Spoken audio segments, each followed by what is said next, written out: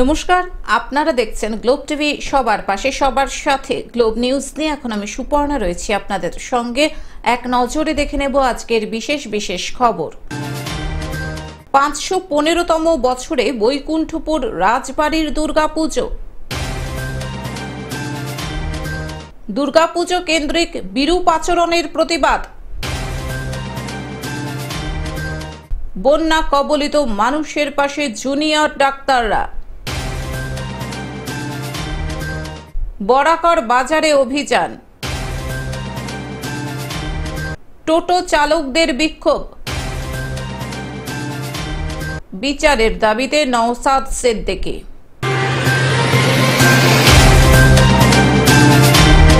আসছি বিস্তারিত খবরে। 515তম বছরে বৈকুণ্ঠপুর রাজবাড়ির দুর্গাপুজো আর মাত্র কয়েকদিনের অপেক্ষা। জলপাইগুড়ি বৈকুণ্ঠপুর রাজবাড়ির ঐতিহ্যবাহী দুর্গাপুজো এবছর 515তম বছরে পদার্পণ করল। জানা গিয়েছে, জলপাইগুড়ির তৎকালীন রাজা শিশু সিংহ ও কোচবিহারের রাজা বিশু সিংহের হাতে শুরু হওয়া বৈকুণ্ঠপুর রাজপরিবারের দুর্গাপুজো আজও বর্তমান। ঐতিহ্যবাহী রাজবাড়ির এই দুর্গা প্রতিমার বৈশিষ্ট্য রয়েছে অনেক, আর 5টি পুজোর থেকে সম্পূর্ণ ভিন্ন এখানকার দুর্গাপুজো। কেননা মা দুর্গার পাশাপাশি আরও মূর্তির সহাবস্থান রয়েছে দেবী দুর্গার সাথে। দেবী দুর্গা এখানে তপ্ত কাঞ্চন বর্ণ। কালিকা পুরাণ মতে এখানে পুজো হয়। মা দুর্গার পাশাপাশি লক্ষ্মী, সরস্বতী, কার্তিক, গণেশ, সিংহ, বাঘ যেমন থাকে, তেমনি জয়া, বিজয়া, ব্রহ্মা, বিষ্ণু, মহেশ্বর, মহামায়া, চণ্ডীর মূর্তিও থাকে। সকলেরই আলাদা আলাদাভাবে পুজো করা হয়। দুর্গোৎসব উপলক্ষে এখানে দেবী দুর্গার মূর্তি গড়া সহ যাবতীয় প্রস্তুতি চলছে জোর কদমে। শেষের দিকে ওই মহালয়ার 2 দিন আগে আমরা কালার করবো। মহালয়ার দিন চোখাতে হয়, তো বরাবর যে নিয়ম সেই নিয়ম মতো কাজ করতে হয়। মানে অন্য প্রতিমার সঙ্গে এই প্রতিমার ইয়াটা কি, পার্থক্যটা কি? মানে অন্য প্রতিমা তো শুধু এক এক দিন এক এক ডিজাইন করে, বা এখানে হলো প্রাচীনভাবে করতে হবে, কোনো ডিজাইন পাল্টানো যাবে না। এর সাথে হলো জয় বিজয় আছে, তারপরে ব্রহ্মা, বিষ্ণু, শিব আছে, মহামায়া আছে, মূর্তি বেশি আছে, আর ডিজাইন একই থাকতে হবে, ডিজাইন পাল্টানো। মোট কতগুলি মূর্তি মোটামুটি ধরেন যে দুর্গা মাতা আছে, তারপরে দুর্গার সাথে আবার ওই সিংহ আছে, ওর ওই সিংহের সাথে ওটা বাঘও দিতে হয়, আবার সিংহের পাখা আছে, একটু আলাদা ধরনের অন্য মূর্তির থেকে। অন্য মূর্তি থেকে এই রাজবাড়ির কি রং কি একই রকম হয় নাকি? না না, ওইটা রক্তকাঞ্চন বর্ণ হয়, রক্তকাঞ্চন বর্ণ। বরাবরই রাজবাড়ির দুর্গাপুজোকে কেন্দ্র করে সাধারণ মানুষের মধ্যে উন্মাদনা একটু অন্যরকমই থাকে। পুজোর দিনগুলির পাশাপাশি বিসর্জনের দিন রাজবাড়ির চত্বরে উপচে পড়ে ব্যাপক ভিড়। সাধারণ মানুষের পাশাপাশি বিশেষ করে পুজোর দিন যুবক যুবতীদের ভিড় থাকে চোখে পড়ার মতো। মহিলাদের সিঁদুর খেলা উপলক্ষে গোটা রাজবাড়ির চত্বর যেন এক মিলন স্থলে পরিণত হয়। এবারও পুজো উপলক্ষে যাবতীয় প্রস্তুতি নেওয়া হচ্ছে। নন্দোৎসবের দিন থেকেই রাজবাড়ির দুর্গা প্রতিমা গড়ার কাজ শুরু হয়। মন্দিরে মূর্তিগুলি তৈরির কাজে এখন অত্যন্ত ব্যস্ত রয়েছেন মৃৎশিল্পীরা। তবে মাটির কাজ একেবারে শেষ পর্যায়ে। রাজপুরোহিত শিবু ঘোষাল বলেন, মহালয়ার দিনেই মায়ের চক্ষু দান প্রক্রিয়া সম্পন্ন হবে। দুর্গা মায়ের চাঁদোয়া আনা হয়েছে বাংলাদেশ থেকে, পাশাপাশি মায়ের স্নানের জলও বিদেশ থেকে আসে। তেমনি রাজপরিবারের সদস্যরা ইতিমধ্যে সপ্ত সমুদ্রের জল নিয়ে এসেছেন বলে তিনি জানান। রাজবাড়িতে প্রায় 15 বছর ধরে মূর্তি গড়ার কাজ করেছেন মৃৎশিল্পী সুভাষ পাল। তিনি জানান, অন্যান্য মূর্তির থেকে এখানকার দুর্গা মূর্তি অনেকটাই আলাদা। প্রাচীন ঐতিহ্য বজায় রেখেই এখানে মূর্তি গড়া হয় বলে তিনি জানান। বৈকুণ্ঠপুর রাজবাড়ির দুর্গাপুজো 515 বছরে আমাদের কৃষ্ণের পুজো হয়, তারপরের দিন নন্দোৎসব। সেই নন্দোৎসবের দিন থেকেই আমাদের মা দুর্গার প্রতিমা করার শুভারম্ভ শুরু হয়ে যায় এবং মায়ের মাটির কাজ প্রায় শেষের দিকে এখন জোর কদমে কাজ চলছে। এই মহালয়ার দিন আমাদের মায়ের চক্ষুদান হবে। এটা হচ্ছে দেবী, এখানে কালিকা পুরাণ মতে পুজো হয়, তপ্ত কাঞ্চন বর্ণ। এখানে মা দুর্গার সাথে যেমন লক্ষ্মী, সরস্বতী, কার্তিক, গণেশ, সিংহ, বাঘ থাকে, সেরকম জয়া, বিজয়া, ব্রহ্মা, বিষ্ণু, মহেশ্বর, মহামায়া এবং চণ্ডীর মূর্তি এখানে থাকে। সবার আলাদা আলাদা করে পুজো হয়। জলপাইগুড়ি থেকে সায়ন সেনের রিপোর্ট, গ্লোব নিউজ। দুর্গাপূজা কেন্দ্রিক বিরূপ আচরণের প্রতিবাদ। আধিকারিকদের দুর্গাপূজা কেন্দ্রিক বিরূপ আচরণের প্রতিবাদ জানিয়ে মালদা জেলা শাসককে অভিযোগ জানালো মালদা দুর্গাপূজা ফোরাম। সম্প্রতি মালদা জেলা প্রশাসনিক ভবন চত্বরে জমায়েত হন বিভিন্ন ক্লাবের কর্মকর্তারা। এরপর তাদের দাবিপত্র তুলে দেন জেলা শাসকের হাতে। ক্লাবগুলির অভিযোগ, মালদা জেলা দুর্গাপূজা কমিটির উদ্যোক্তাদের বিগত কয়েকদিন ধরে ইংরেজবাজার থানার ভারপ্রাপ্ত আধিকারিক থানায় ডেকে ইলেকট্রিক লাইটের গেট, বিজ্ঞাপনের গেট করতে নিষেধ করেন এবং শুধু তাই নয়, বিজ্ঞাপন দাতাদেরকে ফোন মারফত বিজ্ঞাপন দিতে নিষেধ করেন। বর্তমানে ইংরেজবাজার থানার ভারপ্রাপ্ত আধিকারিকের আচরণে বিজ্ঞাপন দাতা সহ পুজো কমিটিগুলি ভীত সন্ত্রস্ত। কয়েক মাস পূর্বে প্রশাসনিক মিটিং অনুষ্ঠিত হয়, যে মিটিংয়ে অন্য জেলার পূজা কমিটিগুলিকেও আহ্বান করা হয়েছিল। তাতে গেট সংক্রান্ত কোনো আলোচনা বা সতর্কীকরণ করা হয়নি। বর্তমানে এই পরিস্থিতিতে দুর্গাপূজা কমিটিগুলি তাই দিশেহারা হয়ে পড়েছে।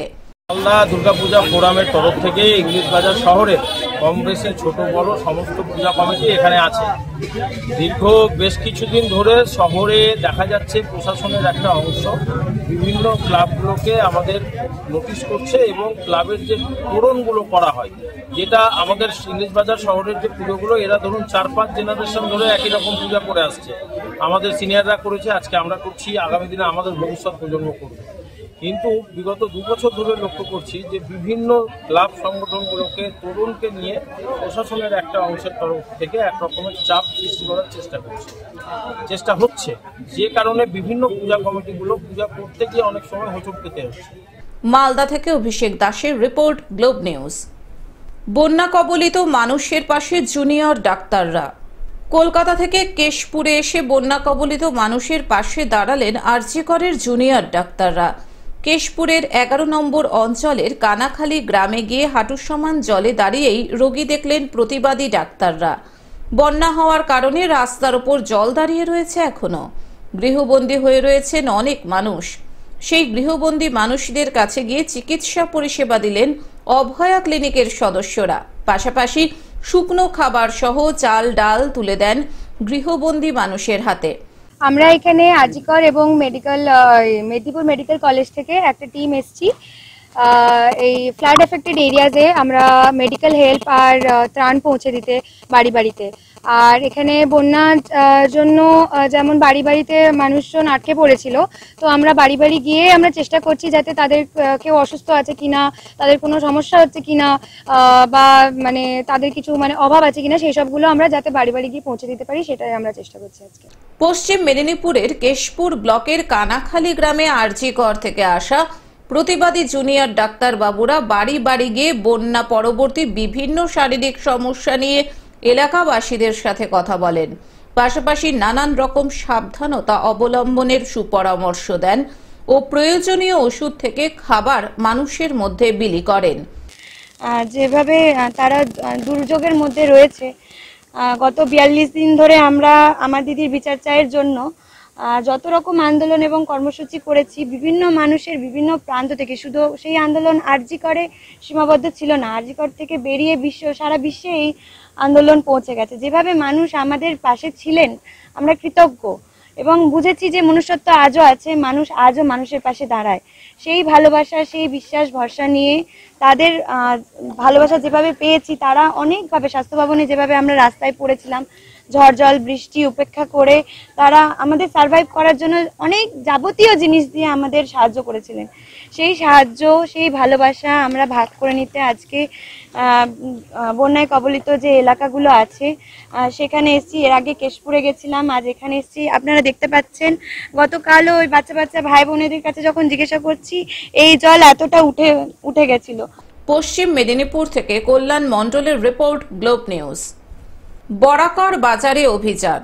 ক্রেতা সুরক্ষা দফতর, ফুড সেফটি দপ্তর সহ একাধিক সরকারি দফতর ও পুলিশ প্রশাসনের পক্ষ থেকে সম্প্রতি আসানসোলের কুলটি থানার অন্তর্গত বরাকর বাজারে এক অভিযান চালানো হয়, যেখানে দোকানদার ও ব্যবসায়ীদেরকে এক্সপায়ারি ডেটের পর কোনো খাদ্যবস্তু সহ অন্যান্য জিনিস বিক্রির ক্ষেত্রে নিষেধ করা হয়, যাতে ক্রেতারা জিনিসের গুণগত মানের ক্ষেত্রে ঠকে না যান। সঠিক মূল্যে যেন সঠিক জিনিসটা পান ও গুণগত মান যেন ঠিক থাকে। খাওয়া দাওয়ার যে জিনিসপত্র আছে ওকে ভালোভাবে একটু জমি থেকে একটু উঁচু রাখতে হবে, সব আজকে এনারা বুঝাচ্ছেন ইনি, তাইভাবে কাজটা চলছে। এটা মার্কেটে আজকে পুরো মার্কেটে ঘুরবে। মূলত এদিন সচেতনতামূলক অভিযান চালানো হয়। আগামী দিনে নির্দেশ না মানা হলে অভিযুক্ত দোকানদার ও ব্যবসায়ীদের প্রতি আইনি ব্যবস্থা গ্রহণ করা হবে।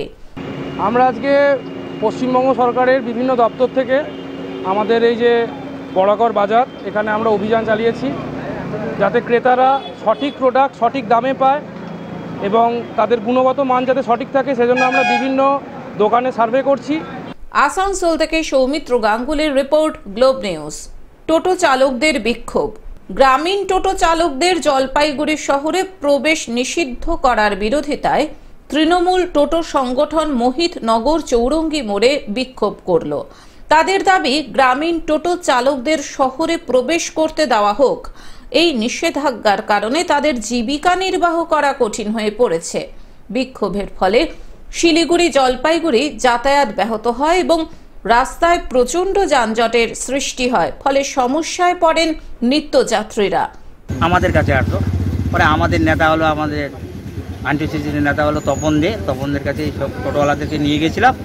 টোটোওয়ালাদেরকে সেই তপন দে বললো তোমাদের এভাবে করতে হবে, যেরকম ওই গড়ালবাড়ির সাইডে এরকম হয়েছে, বেরুবাড়ির সাইডে এরকম হয়েছে, তোমরা এরকম রাস্তা অবরোধ করো। তারপরে বাদবাকিটা যেহেতু পৌরসভা গাফলিতি করছে, কোনো পৌরসভা এরকম নাই, কেন আমাদের জলপাইগুড়ি পৌরসভা এটা হবে, এর জন্যই সব টোটোওয়ালারা করলো।